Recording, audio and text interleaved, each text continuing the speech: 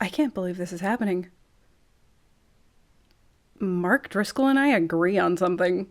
There are these King James only people. They are nuttier than a planter's factory. These people are so unreasonable. It's unbelievable. Hi, I'm former Fundy. Welcome to my channel. If you are new, if you're a return viewer, thank you so much. And if you aren't subscribed, please consider doing so. Today I want to talk a little bit about Bible translations, but mostly about KJV, King James Version, onlyists, and why I think they are wrong. So very, very wrong.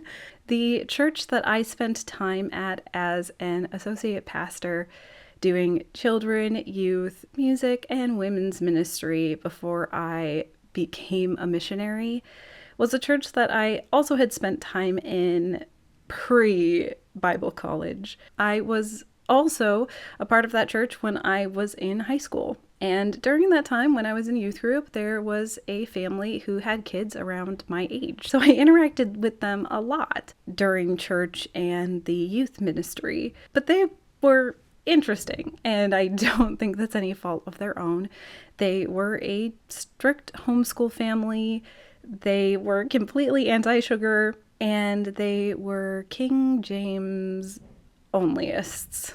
They felt that the King James Version was the only appropriate and correct version of the Bible to read, and when I would ask, they would tell me because it's the only authorized translation.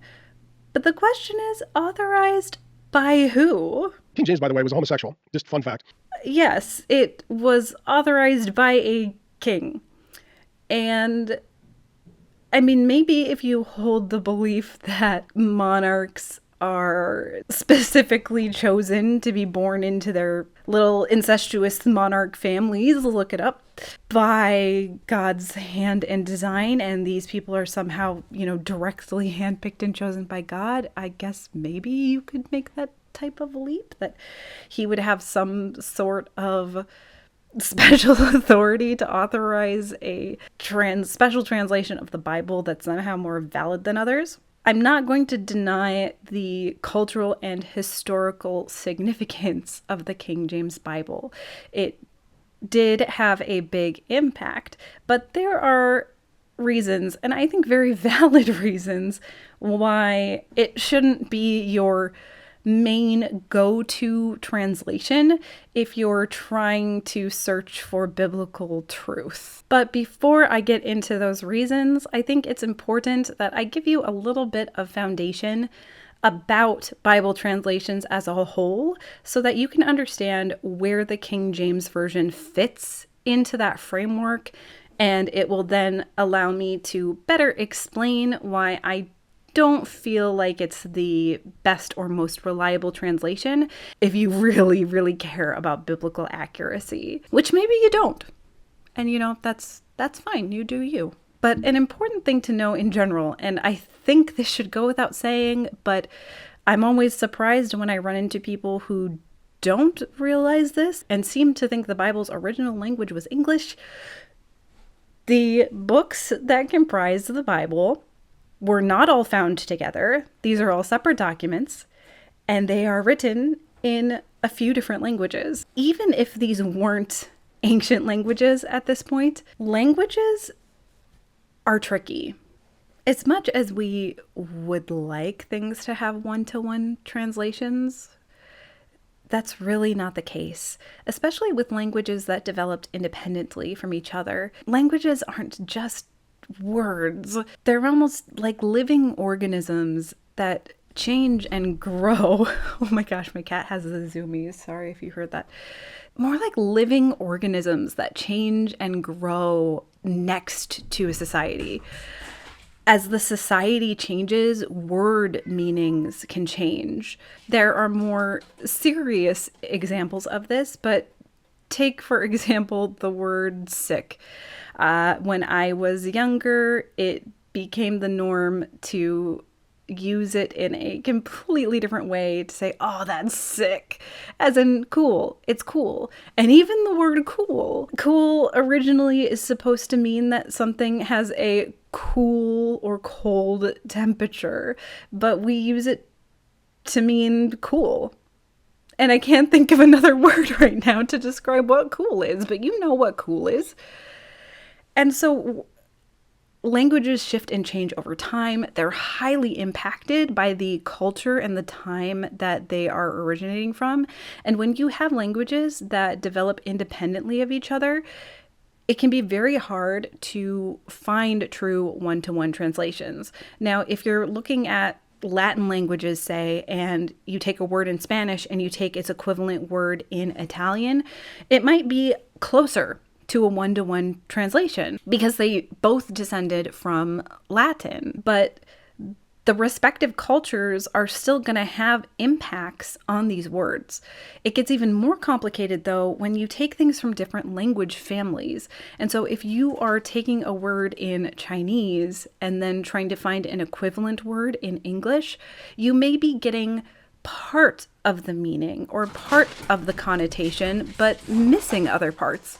Or it could be vice versa. Maybe the word in the other language is a lot simpler than the word in your language that you have to use as your best equivalent.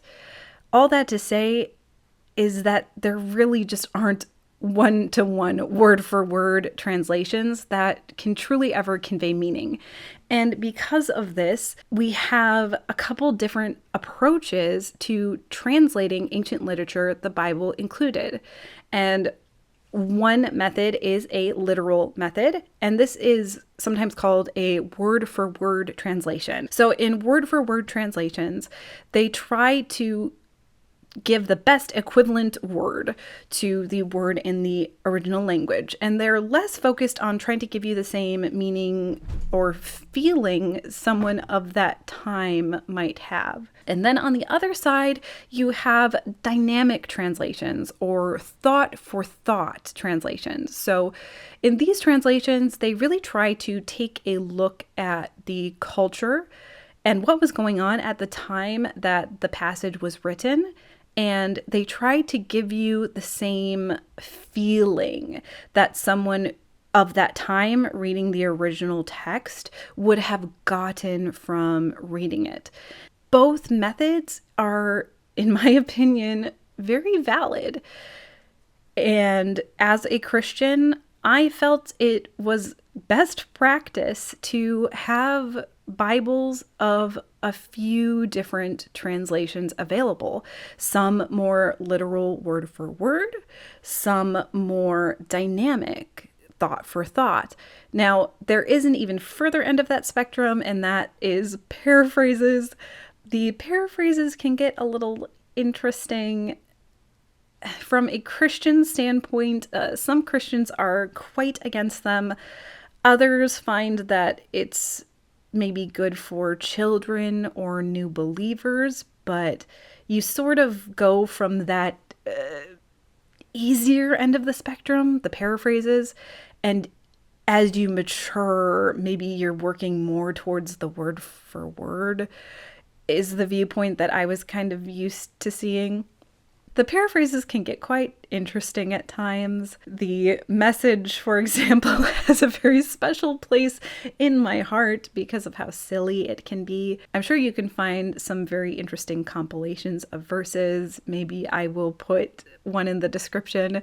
Here is just a graphic that has some translations listed and puts them kind of on a spectrum of where they lie. You'll notice that the King James is on here, as well as the NIV or the ESV. You may have noticed on this channel, at first I was pulling verses from ESV because by the time I had left Christianity, I was more in the ESV, as well as just more into like interlineary Greek Bibles where you're like able to look at each word in the New Testament and like see exactly what all of the options are for translating that specific word, because I was just really digging into stuff. There is definitely no shame in reading more dynamic translations because there's value in that too. I have switched to NIV just because I feel it's a bit more generally accessible for people, and there was also times when I was using ESV, and because I grew up NIV and have stuff memorized in that. Sometimes I would just like slip up in how I would say things or read things because I would want to say it how I memorized it as opposed to how it was worded in the ESV. And so even though the like meaning between the two is pretty much the same, the wording can sometimes be different. You'll see here that the King James Version is on the more literal side of the spectrum, more of a word-for-word translation. And this is where I'm going to get into why, even though I really like some other word-for-word translations like the ESV, I don't think the King James is the best source if you care about biblical accuracy. And I'm going to talk now about why that is, as well as why I think KJV only is pretty bullshit, as well as sort of ignorant, which I have nothing against, and I have a lot of grace for people who hold a belief because they don't know the facts around it. It's when people then do know and understand the facts around it and continue to hold a belief that just does not meet the sniff test. That's when I take issue. The biggest and foremost reason that I think the King James is not a good translation if you care about biblical accuracy and truth comes down to the Textus Receptus. Now, what does that mean? The term Textus Receptus is Latin, and it means received text. At the time that the King James Bible was translated and written, this was the version of the New Testament that had been compiled and was already being used in numerous Bible translations across different languages. And there are a good deal of conservative Christians that still view it as the most authentic text of the New Testament, and they get scared away by words like critical text. They tend to think that critical means being negative towards something, whereas in this case, critical is more about critical scholarship, making sure that you are looking at things with a critical eye so that you're making sure that you're getting the best and most accurate information, and you're making sure that things that don't line up or inconsistencies aren't being allowed through. At the time, the Textus Receptus was probably the best they had available. Unfortunately, for translations like the KJV, as time went on, we found older manuscripts. So we found older copies of the books from the New Testament. And these older versions were a little different. And in some cases, entire verses and sections that you find in the text, the Textus Receptus, are not present in these older manuscripts, which implies they were added later. We don't necessarily know by who. Scholars have different theories for the different editions where they might have originated. But what we can take from this is that the Textus Receptus includes passages and verses that the original authors did not write and did not intend to have included in their writings. And so that means the King James Bible and any other translations that use this source instead of older sources include things that were not written by the original authors but were added later. If you believe that God inspired these additions and intended for them to be in the Bible, then you have to believe that there's this continuing revelation occurring.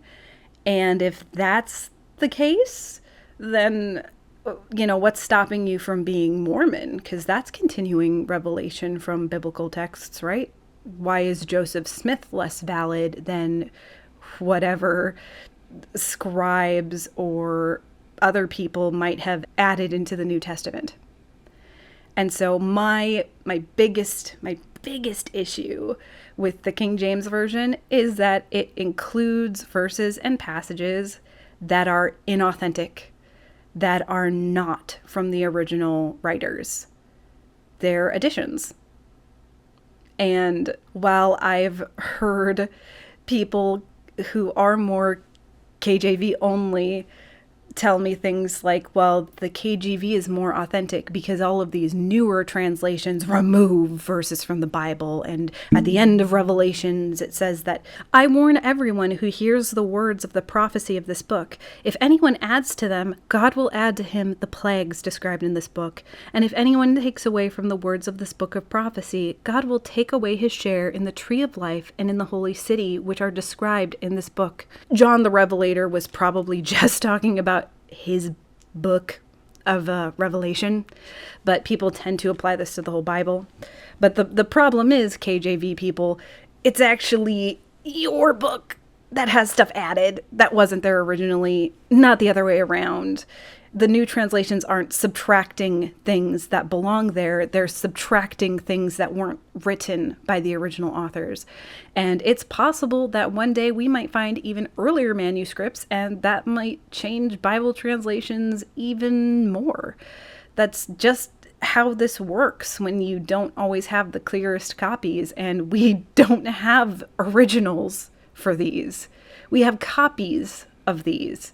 And so the best we can do is go off the earliest copies that we can find, comparing those copies just to see if, a scribe accidentally put a comma or misspelled a word, things like that. But that's the biggest problem with the KJV, is especially the New Testament, but there are cases Old Testament as well, where now we go off of more critical texts. So translations all across the spectrum are using the earliest manuscripts that we can find, where the KJV does not. And I think that is the biggest nail in the coffin for why KJV only doesn't make sense. And it's weird to hold on to, but it was the authorized translation by a British king. Okay. Why do I care? And the other thing that I feel is just not appropriate with the King James Version is it's not accessible. And Christianity, when we look at its history, especially the way it started and spread initially before it became the official religion of the Roman Empire, it was a religion of the poor, of the disenfranchised, of the struggling. And it was always meant to be very accessible. The language in the KJV wasn't even accessible at the time it was translated. A lot of people have this thought that when they read the KJV, they're reading how English was spoken at that time, not realizing that's not how your common average person was speaking English, even during that time. The language was already archaic and poetic when it was written. The reason for this was probably because they were trying to uphold the sense of reverence that people felt at that time hearing liturgy in Latin, because when you're being read scripture in a language you don't understand, it's going to seem elevated and fancy to you. And I think they were trying to keep that type of feeling. I cannot believe I am about to do this, because Mark Driscoll is not someone I am a fan of. He's someone that I plan on reacting to negatively at some point in the future. But I think his explanation for this is actually really spot on. So I can't believe I'm doing this, but here's another Mark Driscoll clip from that video that I referenced earlier. The other problem that I have with the King James, it is more Elizabethan rather than Koine Greek, or English rather. It's more Elizabethan English rather than what Charles Haddon Spurgeon, an old Baptist pastor, would call Plowman's English. And so when it came to writing the New Testament, there were two predominant modes or forms of the Greek language, which most of the New Testament is in, with a few bits in Aramaic. There was classical Greek, which was more the scholastic, academic, aristocratic version of Greek, and then there was Koine Greek, which was common. Everybody spoke it on the street. As I said, the old Baptist preacher Charles Spurgeon called it kind of the plowman's language. And so when the New Testament originally came out in Greek, it wasn't in classical; it was in Koine, meaning it was written for the average person, the common man or woman. The problem with the King James Bible being in Elizabethan Old English, reading more like Shakespeare than we would have conversations today, it isn't necessarily translated according to our ear in the form or version of English that we would be accustomed to. And some would say that makes it more preeminent and that makes it more reverent. And I would say, yeah, but that's not how we got the New Testament, because the New Testament wasn't classical, it was Koine. Therefore, the best English translation wouldn't be Elizabethan, it would be normal English common language like my blue-collar dad. Like he said, enforcing my own point that the language of the KJV, not only is it inaccessible now, but it was inaccessible then. It really contradicts the feeling that a reader of the time that the text was written would have gotten from reading it, because it was written in more of the basic layman's everyday Greek, not in some fancy wording. It was meant to be accessible and for the common man. And so translating it in the way that the King James Version does, while it is, again, on that spectrum, more of a word-for-word literal translation, it's taken like an extra weird step to divorce itself from the original text and intent. And I know that it's the dynamic translations that are more focused on more of that thought for thought, more of the same feeling, meaning, and emotion as the original text. But the King James does so much more to distance itself from that original feeling that I feel that the other word for word, more literal translations don't. They might be a little bit difficult at times. I know sometimes the ESV, the wording can just be a little odd because they are trying to be more word for word for the original language, and languages don't always flow the same as each other. Grammatical structures can be quite different and varied across languages. But these other literal translations don't go above and beyond to speak in a way that's inaccessible to the reader. And so while the King James can be very pretty, I very much disagree with King James Version onlyists. I think they are misled and misinformed in thinking that it's somehow the best or better translation than the others and the only source of truth. When I think objectively, if you're looking for biblical truth, the closer you are to the original manuscripts, the more close to truth you are as far as the intent of the original authors. But let me know what you think. If you are a KJV onlyist who somehow stopped by this video, let me know why I am super wrong and why all of these extra additions that your book includes are also inspired, even though they weren't written by the original authors based off of the proof that we have. Let me know why King James is somehow this spiritual authorizer and source of the most correct Bible, in your opinion. Otherwise, if you aren't in that camp and you do read your Bible, or you used to read your Bible, let me know what your favorite translation is and why in the comments. I believe this will be the last video of the year, so I would just like to say Happy New Year to all of you, and I will see you next year. Bye.